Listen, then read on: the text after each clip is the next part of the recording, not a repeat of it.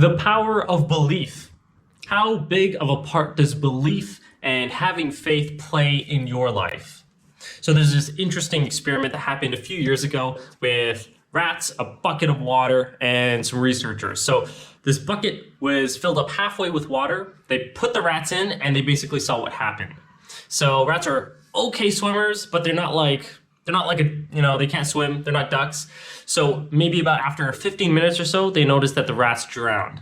And I know sounds like a really cruel experiment that happened. So the rats drowned, but there's a point to it. So for the second round, what they did was they took the rats, they put them in the bucket, and the same thing happened, but close to the 15-minute mark, they pulled the rats out, dried them off, gave them a bit of a rest.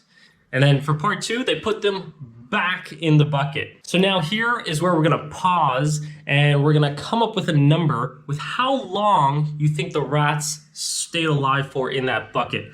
So we know that the initial 15 minutes happened and that's how long they lasted. But this time the researchers took the rats out just before that 15-minute mark, gave them a little break and put them back in for round two. You might be thinking, oh yeah, maybe they're like already tired, or you know what, they might not have that much energy left. So maybe they lasted a bit more, 5 minutes.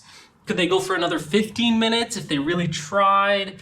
Anything longer than that probably doesn't make any sense. And now our predictions may seem very linear based on this logic that we're using. Okay, they may have lasted a few more minutes, but how long could they possibly go? The rats in that experiment, after that 15-minute break and went back in the water, they lasted for 60 more hours.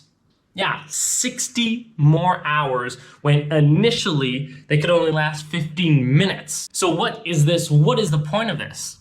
The point of this is showing us that once they knew that they could be rescued, that there was a hope, that there was an expectation that they could survive, they did everything they possibly could to stay alive and to keep going. And can you imagine that this belief from this rat caused it to do something super extraordinary?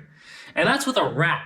So you can imagine how if we applied this to our life, if we seriously believed and had faith that good things were going to happen and we had high expectations that every day was going to be amazing, that good things are going to come, what we could get out of ourselves and what we can accomplish. How much of our potential could we actually fulfill? We usually think in linear, straight lines. You know, we use our logic, but the thing is that extraordinary things are always possible. Opportunities are everywhere, and we already have the DNA inside of us to accomplish these things, to make it happen.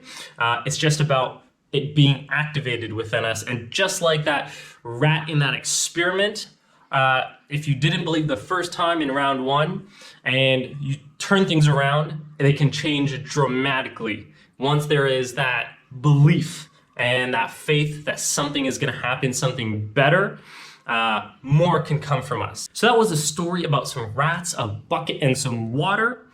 Feel free to drop a comment. Let me know what you think about that story, how that could play in your day-to-day life, whether it's belief or faith, and if you already have used those things, how they play in your life, how do they impact your life to make it better. I'd love to hear about it.